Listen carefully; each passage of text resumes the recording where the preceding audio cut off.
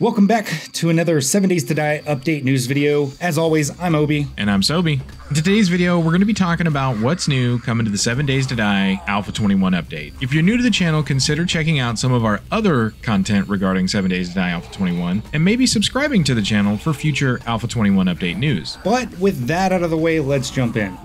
So, unlike in the past, the Fun Pimps have really been keeping news for Alpha 21 kind of quiet this time around. That being said, there really hasn't been much content to cover here recently, but it looks like things are really starting to rev up on the production side of things, and we've been getting a little bit more news here lately. So let's talk about some changes to the skills. This has probably been the biggest news since the announcement of Bandits.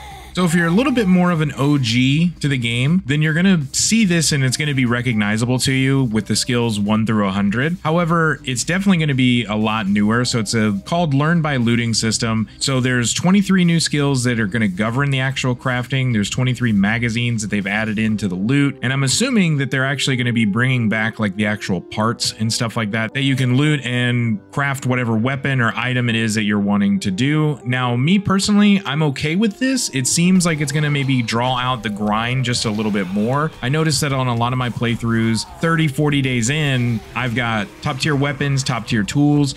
So I think this is going to draw it out a little bit more. I think this is really going to impact the homebodies, the people that like to stay in the base, crafting, building, stuff like that. This is really going to play a detriment on the game that they are going to want to play. So, unlike the current system, which perks unlock recipes, that's not going to be a thing anymore. You're actually going to have a specific crafting skill for almost every item, and those are going to be completely governed by these new loot magazines that you actually have to like find and read. One thing that I'm really curious about is, are these going to be kind of like you read it and then it's gone kind of thing, or is it I'm going to be able to read it and then bring it back home and give it to my buddy, or is that going to be completely out of the game? Like there's no way, like once somebody reads this magazine, it's gone, so we have to find another one of the exact same magazine in order for my buddy to get the experience from that. And just like you said, one thing I am worried about, because I am a bit of a homebody and I'm the type of guy that like I spend more time at the base building up defenses and just making things look cool and making like a nice environment to live in rather than going out and looting as much. So I kind of understand what the Fun Pimps are doing here, because the game in the current state that it's in, it's a little bit too easy to actually progress. So this is, again, it's going to extend out the grind, but I am worried about how much grind it's going to create, especially for somebody like me who doesn't get out as much and doesn't go out looting as much. Rather, I kind of chill around the base, or I might, dig a mine near the base and then just kind of continuously keep upgrading things. Right, and I understand the reason that they wouldn't want to bring back the old system, because the old system was very exploitable. In my personal opinion, I think this is definitely going to draw out the grind, but I think it's also going to take a lot of, especially in like a multiplayer setting, it's going to take a lot of like, okay, well, we need to go loot together. There is really not going to be any more of like, okay, well, you can just hang out at the base and I'll go over here and see what I can find. Because in the updates, they say it's going to be specific to whoever loots it. It's going to be specific to whoever really finds that item. So if I'm perked into sledgehammers and shotguns, like, which is what I normally like to be in, then if you're perked into stun batons, well, you're going to have to go out and find your own stun batons. I'm sorry, I'm not going to be able to find like a level 6 and bring it back for it. Or even, you're not going to be able to like, I might find some of those items, but I'm not going to find a ton of them. I'm going to be finding more items that I'm perked into, which I like, but also in a multiplayer setting, which is what we usually like to play in, that's also going to be a little harder, and it's going to just, again, it's going to draw the game out just a little bit. Yeah, exactly. Now, to kind of go into a little bit more detail as to what he's talking about, so the skill magazines can actually be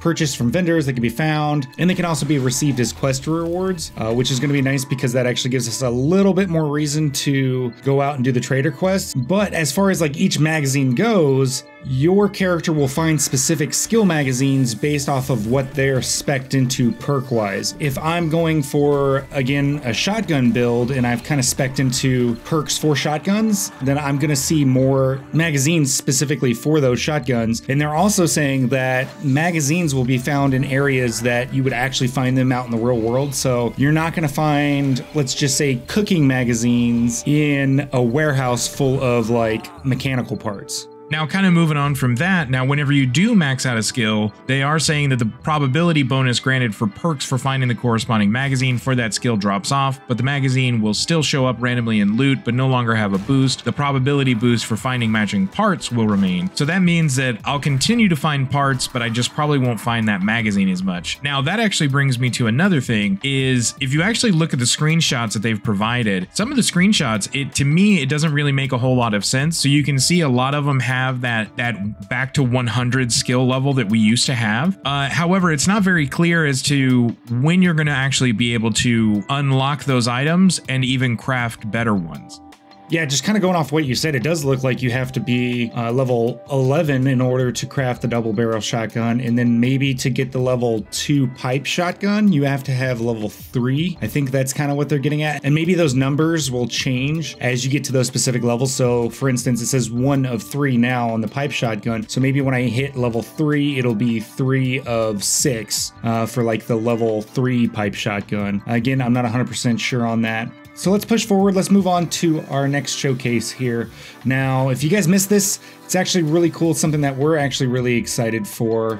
And that's going to be a new obstacle that can be found in POIs in the form of fire. Now, this is something that they haven't really done too much of in the past. So for me, I'm actually pretty excited about it. It's just going to add another layer of that dungeon style POI system that they've been working on for a while. And you can see it here in the video. Basically, the door is blocked by fire. You have to figure out where it's actually turned on from, and you have to go and turn off that valve so that way you can actually get through the door. I like that because it just adds that extra kind of layer. Now, it almost kind of makes me wonder too, am I going to be able to use that to my advantage as well? I imagine that you would be able to. I mean, think about if there's zombies on the other side, I can just open that door and be like, cool, walk through. Right. And then that also brings up a question, because we had mentioned in a previous video that there was a mod attachment for flamethrower. So is this kind of what they've turned that into?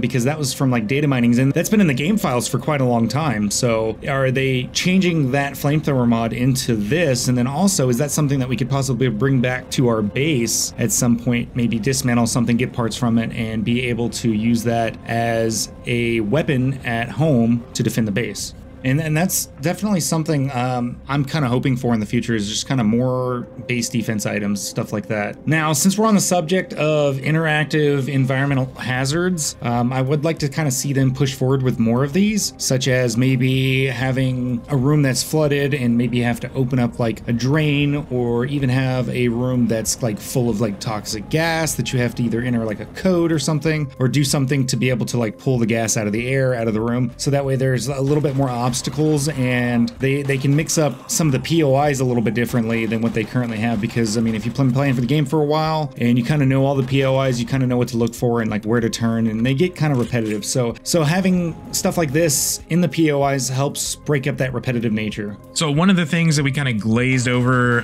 super quick in one of our last updates is we had talked about the fact they're bringing out like new door models and things of those nature, but now we're actually getting some information that says they're actually going to be bringing double doors to the game. Now, double doors is actually something that I've been excited about since we found out about this, and it's something that I've been wanting them to add into the game for a long time. As somebody that's kind of creative and likes to build, having those double doors is actually going to be super nice as far as adding different aesthetics to the build, and then also being able to see those out in the world as well. Yeah, absolutely. It's going to make it a little bit more immersive. Now, one thing that they did release just today, I think earlier, right before we recorded this, I know that our recording is a little bit late. However, you know, if you guys are still finding the information useful, helpful, maybe something that you didn't know, please, again, drop a like, maybe consider giving us a subscription. We would definitely appreciate it. But one thing that they did add in was the fact that a potential new vehicle, which is a tractor, they weren't really specific on how this was, but they did say that you could be plowing through zombies with it. To me, that sounds like you're going to actually be able to drive this thing. Now, whether or not they were just using that as like an example and just, you know, the figure of speech, I don't know. But from the way they sounded, it sounds like you're actually going to be able to drive this thing. Yeah, I mean, their exact wording was, "We'll be plowing its way through zombies in Alpha 21."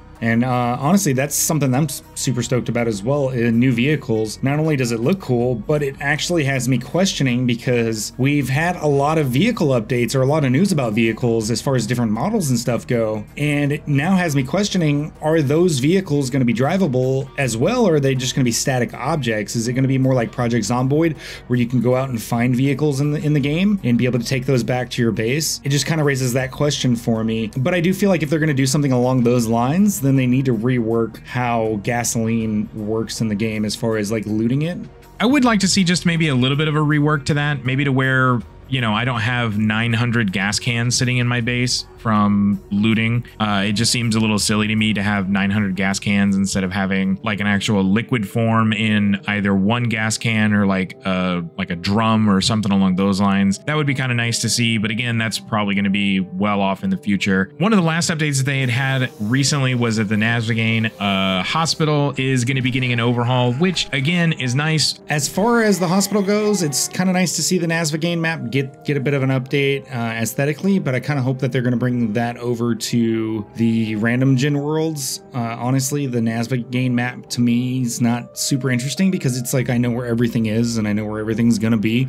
So I like the random generated maps because it forces me to actually go out and explore and like learn the map. And each time I play a new map, it's different. So hopefully they're gonna bring over the new hospital kind of models to the actual randomly generated world as well. All right, well, I think that's going to go ahead and wrap it up for us here today. These have been some pretty big updates. So if you guys, again, if you have any comments about anything that's going on, please put it down in the comments. Again, if you're new to the channel and you found anything useful or helpful in this information, please drop a like, consider subscribing to stay up to date. We are going to be covering more Alpha 21 news as it comes out. Yeah, and if you guys want to come hang out with us while we play 7 Days to Die, come check us out on Twitch. As soon as the Alpha 21 update drops, we're going to be playing more 7 Days to Die and getting a feel for that and giving out more news as patch notes and stuff for that come out as well. So, but until next time, this is Obi. This is Obi. Signing out. See you guys next time.